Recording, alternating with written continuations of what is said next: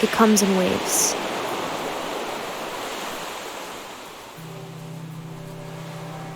When the tide is high and the world closes in, I'm reminded of how small I am when it all comes crashing down.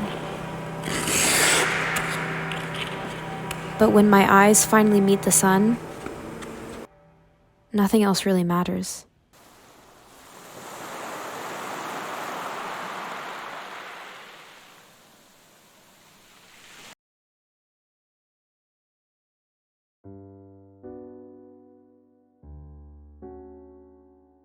I like to think that I've fallen 100 times more than the average human. That at least makes me feel like I've accomplished something. The more you fall and get up, repeatedly, the more routine it becomes. Day after day after day.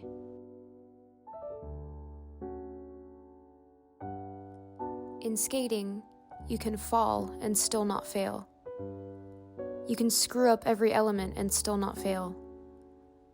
You can get point deductions and still not fail. I think that's what drew me to competing at first. Honestly, nobody really gives a fuck about how perfect your spins are or how many triples you put in your program.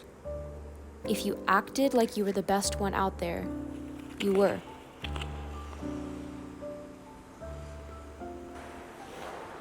Medals or not, you could be remembered for more than just technicality. Artistry is in everything. It's in the way we move regularly, to the way we present ourselves to others.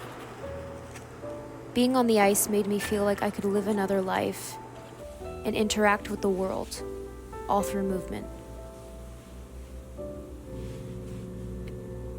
It was never an obsession at first, but then it became my life, ahead of school and friends and family. It changed the way I acted, the way I ate, the way I spoke.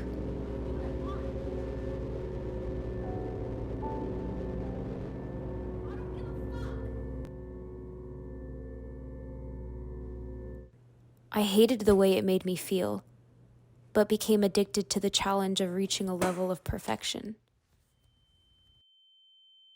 It's difficult loving something that starts to overtake you entirely. It moves slowly, slow enough that you don't realize when you've finally lost yourself.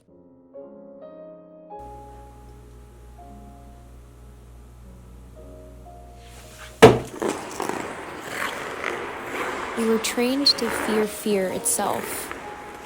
So I never really feared pain or breaking bones or trivial matters that were temporary. I did, however, start to fear how I was perceived on and off the ice. Where relationships failed, my success on the ice grew. And as my body and mind began to grow into themselves, I suddenly lost control. When I was 14, I convinced myself I couldn't jump. It was like my legs completely forgot the feeling, and gravity was suddenly against me. For a year, I was hopeless, beyond repair. I wish I could say that things got better, but they didn't.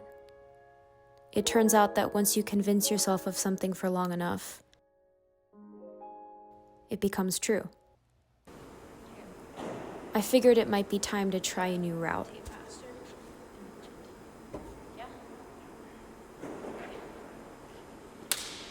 Skating was still my first love.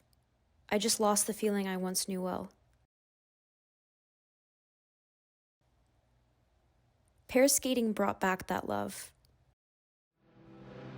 I started feeling the wind brush against my skin again. And the waves of adrenaline returned every time I was caught after being thrown up into the air. But love is fleeting. And at some point, love turns to pain. You lose yourself in it, like it's swallowing you whole. When it's time to walk away, you just know. Bowing down I stepped away from the ice at 16 one last time to protect the love I had for the sport and to protect the love I had for myself. There wasn't a single step I took that was easy. But as I grew into a new person, emerging as an adult, I finally realized that you never truly forget your first love.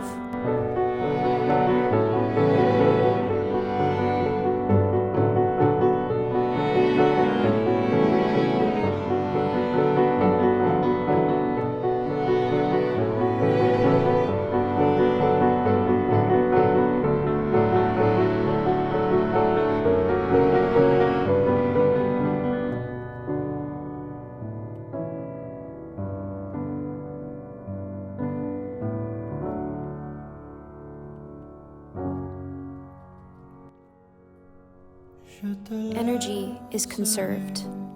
It is changed. It exists in everything.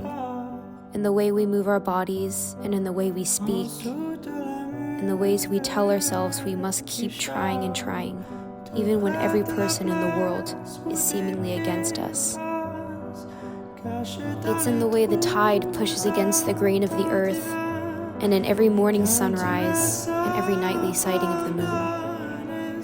It surrounds us, lifts us higher into an atmosphere, an unknown perhaps.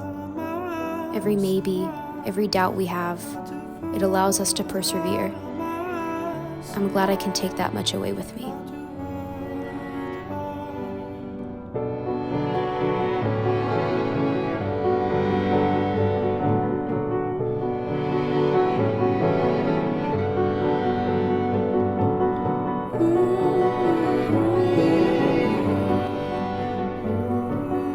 I still think of the little girl who stepped on the ice for the very first time with no fear.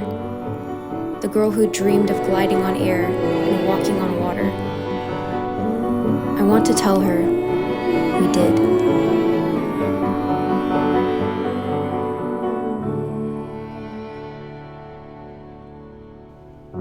We defied the laws of thermodynamics.